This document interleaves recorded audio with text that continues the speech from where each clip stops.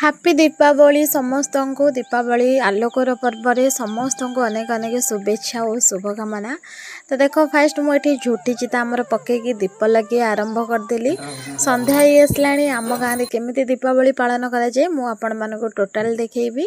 ତ ଦେଖ ଏଠି ମୋ ଭାଇ ବାଣ ସବୁ ଆଣିଛି ତା ପାଇଁ ଆଉ ମୋ ପାଇଁ, ଆମେ ସାଙ୍ଗ ହେଇକି ଫୁଟେଇବୁ ବୋଲି। ତାପରେ ମୁଁ ସବୁଆଡ଼ ମହମବତୀ ଆଉ ଦୀପରେ ସଜେଇ ଦେଲି ବଢ଼ିଆ ସେ। ଆମ ଗାଁକୁ ବି ଦେଖ ବହୁତ ବଢ଼ିଆ ସେ ସମସ୍ତଙ୍କ ଘର ଦ୍ୱାର ସଜା ହେଇଥାଏ। ଆମ ଗାଁରେ ଗାଁ ଲୋକମାନେ ସମସ୍ତେ ଏକାଠି ହେଇକି ବଡ଼ ବଡ଼ିଆକୁ ଟେକନ୍ତି, ଭୋଗରାଗ ହୁଏ, ବହୁତ ଭଲ ମଜା ହୁଏ। ଆପଣଙ୍କ ଆଡ଼େ ଏକାଠି ହୁଏ କି ନାହିଁ ମୁଁ ତ ଜାଣିନି, କିନ୍ତୁ ଆମ ଗାଁରେ ସମସ୍ତେ ଗାଁ ସାରା ଏକାଠି ହୋଇକି ସମସ୍ତଙ୍କ ଘର ଘର ବୁଲି ଏମିତି ଭୋଗ କରନ୍ତି। ଆପଣମାନଙ୍କୁ ମୁଁ ଦେଖାଉଛି, ଦେଖନ୍ତୁ।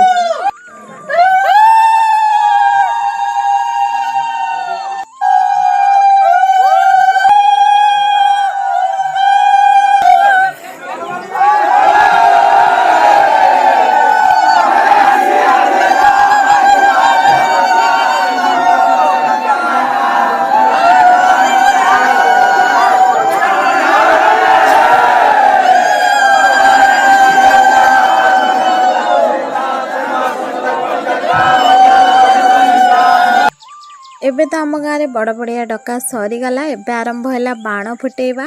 ତ ଦେଖ ଏବେ ସମସ୍ତେ ସାଙ୍ଗ ହେଇକି ଛୋଟଠୁ ବଡ଼ ସମସ୍ତେ ବାଣ ଫୁଟାଉଛନ୍ତି। ଆମ ଘରେ ମୁଁ ଫୁଟାଏ, ମୋତେ ତ ବାଣକୁ ବହୁତ ଡର ଲାଗେ, ହେଲେ ବି ଛୋଟ ପିଲାଙ୍କ ହାତରେ ମିଶିକି ଝୁରଝୁରିଆ ବାଣ ଫୁଟାଏ। ତ ଏମିତି ହୁଏ ଆମ ଗାଁରେ ଦୀପାବଳି। ଆପଣଙ୍କ ଆଡ଼େ କେମିତି ହୁଏ ନିହାତି କମେଣ୍ଟରେ ଜଣାଇବେ। ଆଉ ଯଦି ଆପଣମାନଙ୍କୁ ବି ମୋ ଭିଡ଼ିଓ ଭଲ ଲାଗେ ଲାଇକ୍ କମେଣ୍ଟ ଆଣ୍ଡ ସବସ୍କ୍ରାଇବ୍ ନିହାତି କରିବେ। ମୁଁ ବି ସବୁବେଳେ ଛୋଟ ପିଲାଙ୍କ ଭଳି ଦୀପାବଳି ଏମିତି ମନାଏ।